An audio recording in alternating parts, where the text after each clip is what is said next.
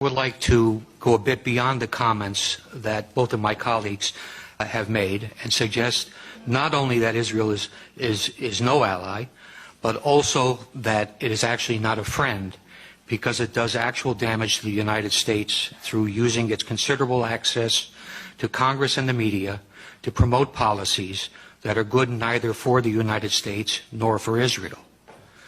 I'm sure you've all heard the expression that a friend does not let a friend drive drunk. Well, the United States has been driving drunk for quite some time, and that dangerous behavior has to some extent been encouraged by Israel and its many supporters in Washington. Israel might or might not have been an actual enabler of the disastrous American invasion of Iraq, but it is undeniably true that American officials extremely close to the Israeli government were behind the rush to war and the forgery of phony intelligence that fed the process. If the United States goes to war with Iran in the near future, it will not be because Tehran actually threatens America.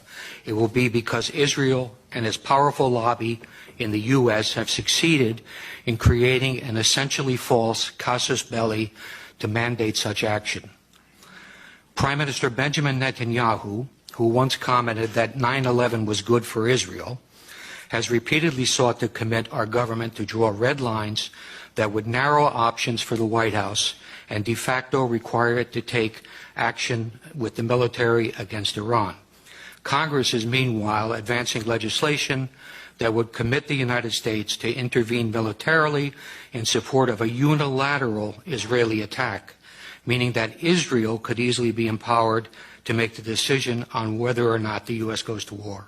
Nothing relating to Israel is quite like the U.S. interaction with other countries. Delinda and Janet have outlined the dollar costs and special financing arrangements that go to support Israel, measures that are not in place for any other nation.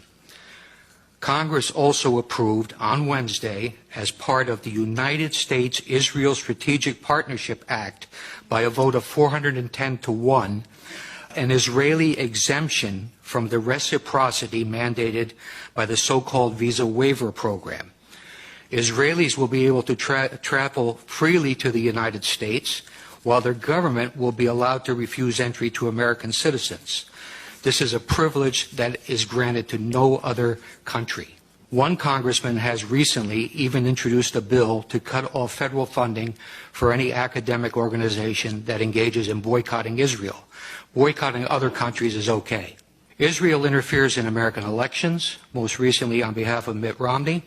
It has corrupted our Congress. Its head of government publicly rebukes our own head of state. Government ministers insult and ridicule John Kerry, and its intelligence officers actually provide alarmist and inaccurate private briefings for American senators on Capitol Hill. I also would not doubt that Israel, accustomed to behaving with impunity towards its alleged friend and patron in Washington, might manufacture a pretext to draw the U.S. into a new conflict.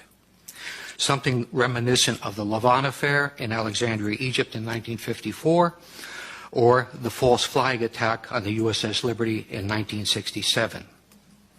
Israel currently strongly supports using force to intervene in Syria, a proposition that is opposed overwhelmingly by the American public. In short, Israel has no reluctance to use its enormous political and media clout in the U.S. to pressure successive administrations to conform to its own foreign and security policy views.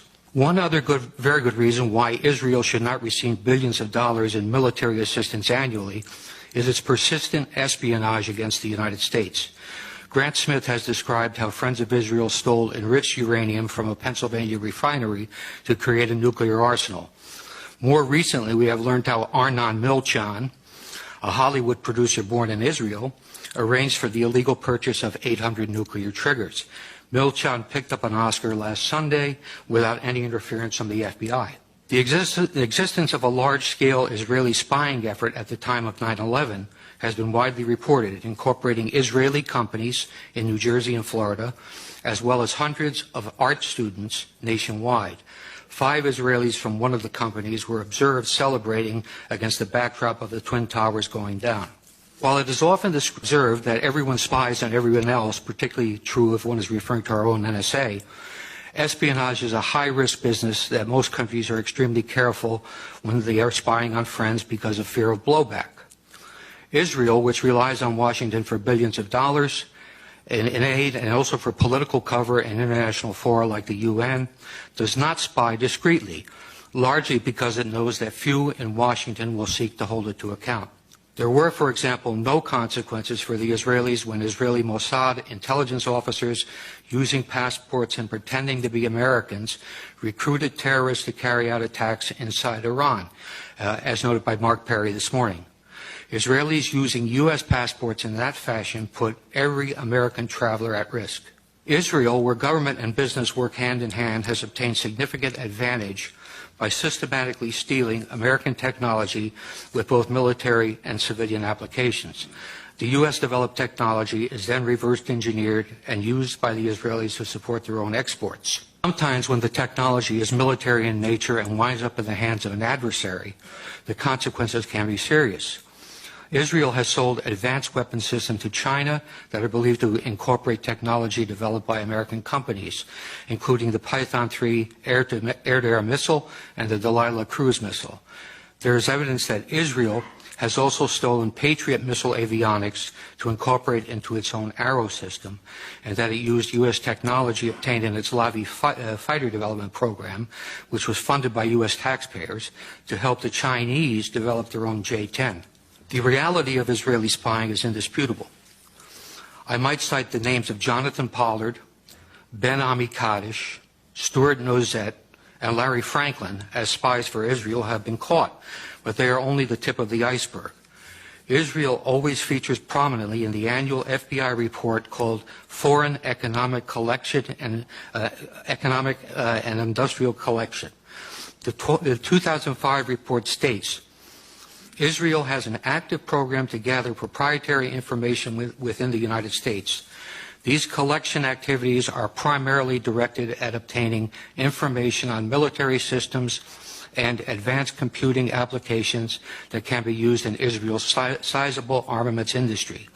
It adds that Israel recruits spies, uses electronic methods, and carries out computer intrusion to gain the information. A 1996 Defense Investigative Service report noted that Israel has great success stealing technology by exploiting the numerous co-production projects that it has with the Pentagon. It says, placing Israeli nationals in key industries is a technique utilized with great success. A General Accounting Office examination of espionage directed against American defense and security industries described how Israeli citizens residing in the U.S. had stolen sensitive technology to manufacture artillery gun tubes, obtained classified plans for reconnaissance systems, and passed sensitive aerospace designs to unauthorized users. The GAO concluded that Israel conducts, and this is a quote, conducts the most aggressive espionage operation against the United States of any U.S. ally. In June 2006, a Pentagon administrative judge overruled an appeal by an Israeli who had been denied a security clearance. If you can imagine that, an Israeli with a security clearance at the Pentagon. But anyway, they overruled him when he appealed it and said the Israeli government is actively engaged in military and industrial espionage in the United States. An Israeli citizen working in the U.S. who has access to proprietary information is likely to be a target of such espionage. More recently, FBI counterintelligence officer John Cole has reported how many cases of Israeli espionage are dropped under orders from the Justice Department. He provides a conservative estimate of 125 viable investigations into Israeli espionage involving both American citizens and Israelis that were stopped due to political pressure. So the answer to the question, is Israel an ally of the United States, is most definitely no. Is it even a friend? Well, I suppose there are all kinds of friends in the world, but if you judge Israel by its record on how it interacts with the American government and people, I think the answer would also have to be no. Thank you.